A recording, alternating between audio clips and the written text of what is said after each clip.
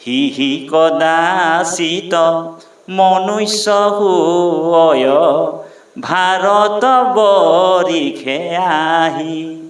হয়নে বাৰু? এতিয়া আপুনি মই মনুষ্য জন্মটো পালো, বোলে ভাৰতবৰ্ষত মনুষ্য জন্ম হৈ আহিলো, আৰু মনুষ্য জন্মৰ মূল উদ্দেশ্যটো কি বাৰু? বোলে লক্ষ্যটো কি? বোলে ভগৱন্তৰ ভক্তি কৰাই হৈছে মূল উদ্দেশ্য আৰু লক্ষ্য।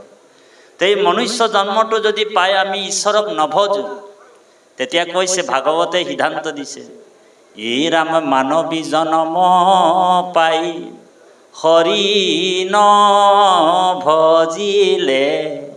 বোলে মানৱী জন্ম পালে হৰিক নভজিলে, বোলে অৱশ্য হুইবা ভাই তৰু তীৰ্ণ শিলা।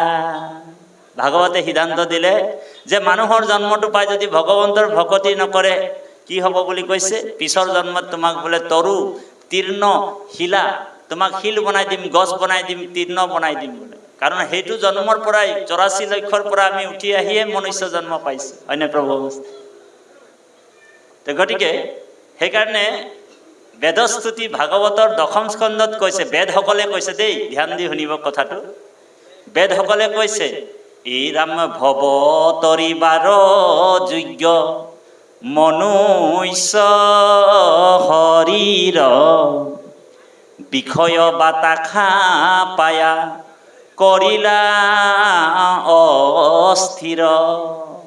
বোলে ভৱ তৰিবাৰ যোগ্য মনুষ্য শৰীৰ বিষয় বাতাখা পাই কৰিলা অস্থিৰ। গতিকে আমি বিষয় বাসনাত আমাক অস্থিৰ কৰি পেলাইছে। ধন টকা পইচা ঐশ্বৰ্য বিভূতি পুত্ৰ পৰিবাৰ এইবিলাক আমি অকল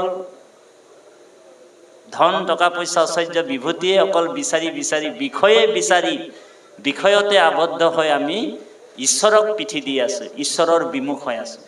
আৰু ঈশ্বৰৰ বিমুখ হৈ থকা জীৱবিলাকক কেৱল সন্ত মহন্তৰ যোগেদি, আজি সাধু সংগৰ যোগেদি আমি আপুনি সকলোৱে ঈশ্বৰৰ সন্মুখ হ'বলৈ গৈ আছো।